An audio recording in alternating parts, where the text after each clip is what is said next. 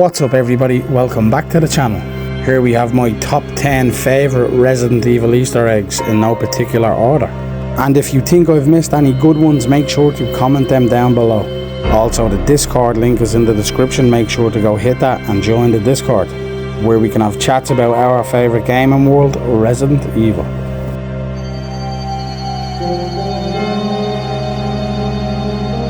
So in the original Resident Evil 2, when you enter the Watchman's room, you also get the Magnum.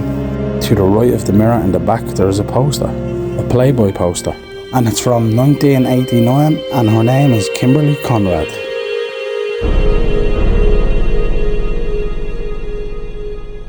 And the actual magazine is in Resident Evil 3 in the Death Factory.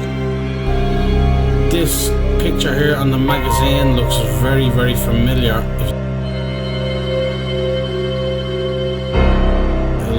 Very alike the picture from... So we're on to number 2 now, and we're sticking with Resident Evil 3. Upon entering the hospital as Carlos, when the cutscene plays for the hunter, if you have a sharp eye, you'll see 2 Dino Crisis posters. You can actually see 2 posters for Dino Crisis. The one on the left is the game cover and the release date, and the one on the right is the screen you get after you complete the game. And back in 1999, if you bought Resident Evil 3, you actually got a demo for Dino Crisis, and if you bought Dino Crisis, you got a demo for Resident Evil 3. We're on to number 3 now, and we're back to Resident Evil 2. So in RE2, in very early copies when the game first came out, some of the vending machines looked like it spelled Coca-Cola and the font was the exact same. We'll take a closer look now. Capcom actually received a letter from Coca-Cola telling them to stop. And obviously back in the 90s there was no updates for games. So the RE2 developers had to just go into the files of the game and remove it and change it to something different. I think they should have kept it. It's free advertisement at the end of the day. So here's what the vending machine looks like now, after Capcom has removed the Coca-Cola font. So if you have a copy of RE2 from around the first month that it was released, you should have the Coca-Cola vending machines. Right folks, we're on to number 4 now, and can we just appreciate these headshots? I don't think there's anything more satisfying in a Resident Evil game than exploding heads. And this is from Resident Evil Director's Cut, Advanced Mode, or Arrange Mode, depending on the region of your game.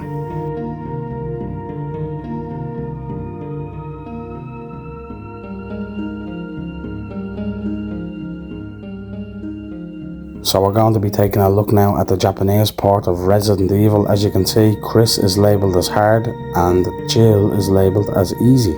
But in the European and American release, we just had to play and figure it out for ourselves. So folks, we're at the halfway point now, number 5. And if you haven't already, please hit that like and subscribe button. So here we have Resident Evil Code Veronica, which gives us a little tribute back to Resident Evil 3. So here on the vending machine you can see it says Valentine's Rosso. No! I'm not going anywhere! We're on number 6 now. Have you ever noticed outside of the STARS office, Sherry Birkin is getting chased by the zombie?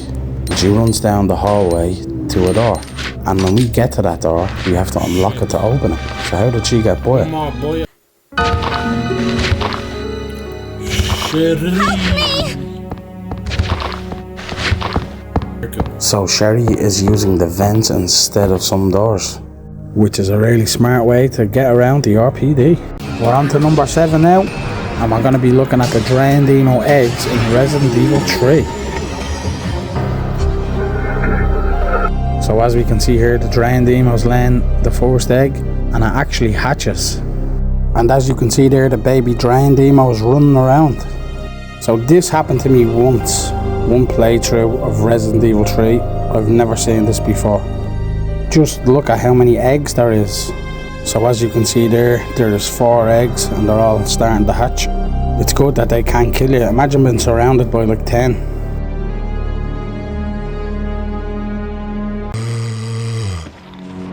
We're on number 8 now with the Resident Evil HD Remaster. And for me, this is the best remake ever. So at the beginning of Resident Evil HD Remaster, there is 2 hidden cutscenes you can activate. When Jill and Barry and Wesker are in the main hall, instead of going into the room where the zombie is and Kenneth's body, just go back out to Wesker. That gunfire. I'm counting on you to investigate, Jill. Sure thing, Wesker. And after the cutscene plays, Jill will automatically go back into the dining room, but head out once again. Got cold feet already? That's not like you.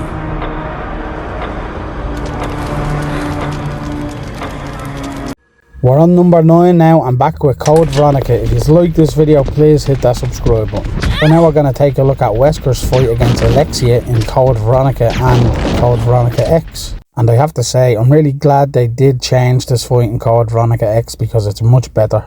So now we're going to take a look at the Code Veronica X battle.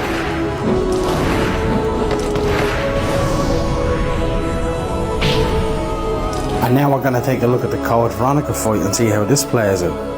Wesker flees through the front door.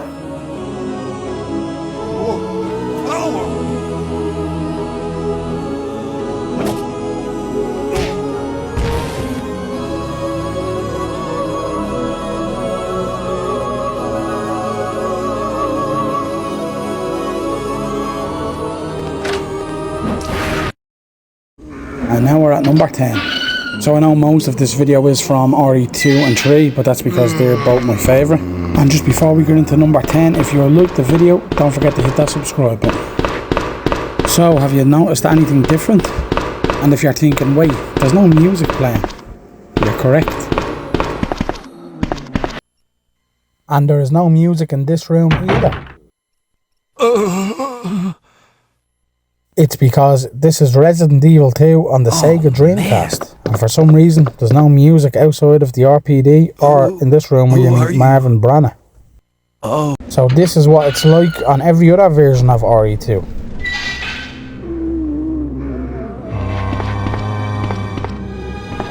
I have no clue why these two soundtracks are not in the Dreamcast version. That's a wrap. I hope you enjoyed the video. Thank you for watching.